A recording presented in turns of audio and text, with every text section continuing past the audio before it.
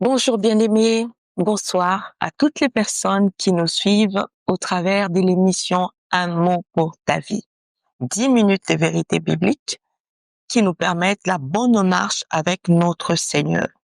Nous voici encore, nous sommes là, c'est notre 4e jour où nous parlons du mot temps. Le temps, les tempos, le time, dont même les Anglais disent que time is money.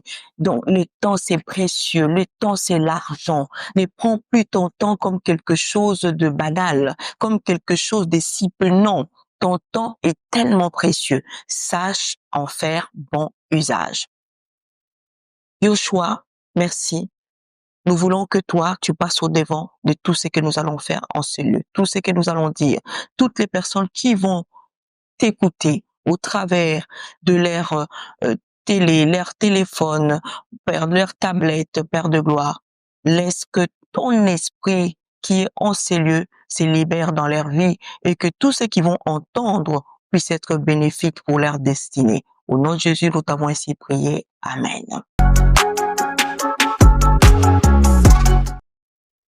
Je disais que nous sommes en train de parler du temps. Le temps.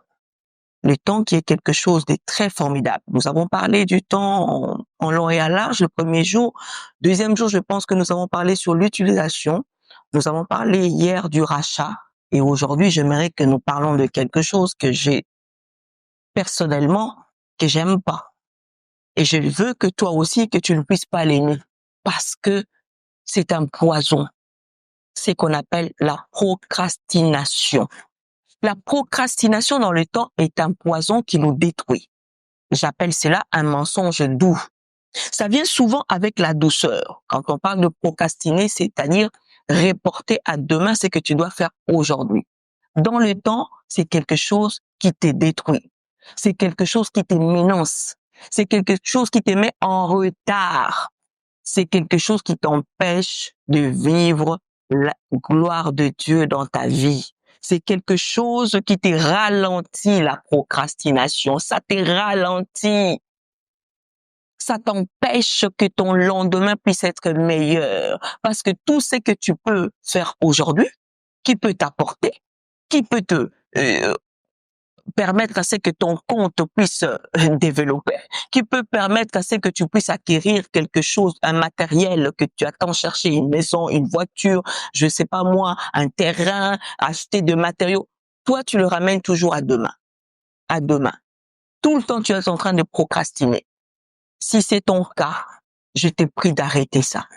C'est vraiment le mensonge que le diable utilise pour t'empêcher de rentrer dans ton champ de joie, de rentrer dans ton espace de la réussite, de rentrer dans ton espace de la bénédiction. C'est la procrastination. Et lorsque la procrastination parle dans nos vies, il ramène toujours ces mots: je ferai demain, j'ai encore le temps, je suis pas encore prêt. Tu as toujours l'habitude de dire ça. Même dans ta tête, tu penses toujours à ça. Tu dis, oh, j'ai le temps. Oh non, demain il fera jour. Oui, demain il fera jour. Je suis d'accord avec toi. Mais demain il fera jour. Peut-être que tu ne sais pas. Demain, tu vas te retrouver dans une position que la force que tu avais, la capacité que tu avais, les personnes qui marchaient avec toi, qui pouvaient te donner la possibilité d'atteindre tes projets, ne seront plus là. Et cela va t'empêcher de pouvoir quoi? Progresser. Cela va t'empêcher de pouvoir quoi? Avancer. Nous allons lire un verset de la Bible. Nous sommes dans Proverbe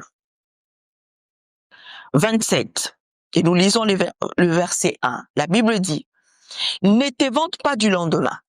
Ne te vante pas du lendemain, car tu ne sais pas qu'un jour peut enfanter. Tu ne sais pas ce que un jour peut te donner. Un jour là, le 24 là, tu ne sais pas ce que ça peut te donner. Et ne commence pas à dire que non, j'ai encore demain. Je veux faire ça demain. Je vais donner demain. Mais il y a des gens qui ont pensé que demain, ils allaient se réveiller. Mais demain, ils n'ont pas pu se réveiller. Il y a des gens qui devaient investir demain là, aujourd'hui comme nous sommes hier, ils ont dit que non, j'irai pas déposer cet argent, j'irai pas encore donner, investir avec cet argent, j'attends demain.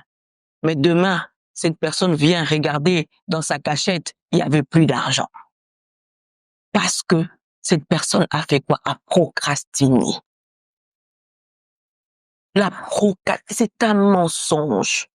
C'est un fait qui nous détruit. C'est un fait qui te détruira. C'est un fait, si tu l'arrêtes pas tout de suite, tu n'arriveras pas à conquérir tout ce que Dieu a mis devant toi. Dieu t'a pas appelé à cela. C'est pourquoi il nous dit que le lendemain lui appartient. Le lendemain appartient à celui qui a le kairos, à celui qui contrôle le kairos. Ça lui appartient. Il a dit ne te vante pas. Le lendemain, là, ça appartient à Dieu. Ce n'est pas à toi et à moi. C'est pourquoi, si Dieu te donne la possibilité d'agir aujourd'hui, agis aujourd'hui. Si Dieu te donne la possibilité, même là, à l'instant où je suis en train de te parler, si Dieu te dit, va faire, écoute-moi, lève-toi, prends ton téléphone, sors de ta maison, va à l'endroit où tu as déposé ton dossier, il y a quelque chose qui va se passer. Va à l'endroit où tu as déposé ton CV, il y a une réponse qui va arriver maintenant. Va, ne rapporte pas, ne dis pas que je suis fatigué, c'est loin, je vais aller demain.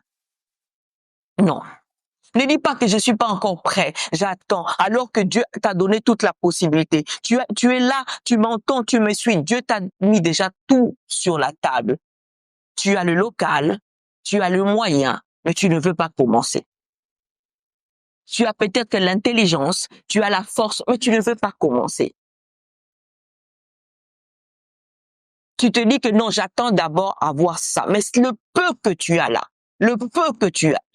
Pour arriver à 10, on commence par 1. Demain, ça va être 2. Le lendemain, 3. Après 4 et tu arriveras à 10. Tu veux simplement arriver à 5 pour sauter à 10? Non. Ne procrastine plus. C'est un mensonge.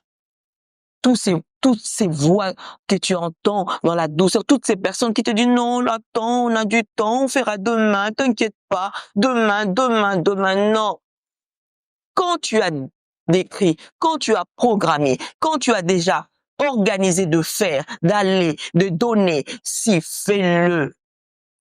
Il y a même d'autres personnes qui m'écoutent, qui se disent que non, j'ai pris la décision d'aller servir Dieu dans mon église, mais j'attends le mois prochain, c'est le mois de septembre que je vais commencer. Wow! Tu connais demain? Tu connais comment sera le mois de septembre? Toi et moi, nous ne le connaissons pas, mais Dieu le connaît. Et c'est Dieu là vient t'interpeller aujourd'hui. Il te dit que ne te vante pas de lendemain. Ne dis pas que le lendemain est sous ton contrôle. Car tu ne sais pas ce que tu ne veux pas faire aujourd'hui, ce que cela allait produire, ce que cela va produire. Laisse ça. Abandonne cette initiative-là que tu as toujours de pousser, de repousser, de remettre. Tout ce que tu avais prévu de faire depuis le mois de janvier jusqu'à aujourd'hui, tu l'as pas encore fait. Ce n'est pas bien. C'est pas bien du tout. Lève-toi. Ce que tu avais programmé pour le mois de janvier que tu l'as pas fait, dépêche-toi à le faire. Rattrape tous les mois précédents. De la manière que tu l'as pas fait, de la manière aussi tu as rejeté ta bénédiction. Tu as repoussé ta bénédiction. Tu l'as mis à côté. C'est toi qui ne veux pas que Dieu fasse dans ta vie. C'est toi qui ne veux pas que Dieu agisse dans ta vie. Il vient te dire aujourd'hui, ne te vante pas du lendemain. Ne te vante plus du lendemain. Parce que chaque jour, il y a une bénédiction qui est dans tes gestes. Chaque jour, il y a une bénédiction parce que nous avons dit que dans l'utilisation, on associe Dieu. Et lorsque Dieu est avec nous, lorsque tu bâtis avec Dieu, lorsque tu travailles avec Dieu, lorsque tu travailles avec le plus intelligent, lorsque tu travailles avec celui-là qui a tous les matériels en place, tu ne peux que réussir. Chaque jour, tu associes Dieu. Chaque jour, tu marches avec Dieu. C'est pourquoi tu dois mettre en évidence 2 choses dans ta vie. Tu dois te discipliner et te mettre en prière pour que la procrastination ne soit pas ton partage. Je m'arrête aujourd'hui ici. Nous finissons demain. Comme je vous ai toujours dit, 10 minutes, ça va tellement vite, mais nous reviendrons avec tous ces mots au fur et à mesure, au bout de quelques mois, nous allons faire de partie 2, de partie 3, mais d'une autre manière que le Saint-Esprit va nous inspirer. Ça sera toujours bénéfique. Que le Seigneur puisse encore te permettre de bien organiser surtout la bonne gérance de ton temps. Shalom chez toi et surtout, bonne journée.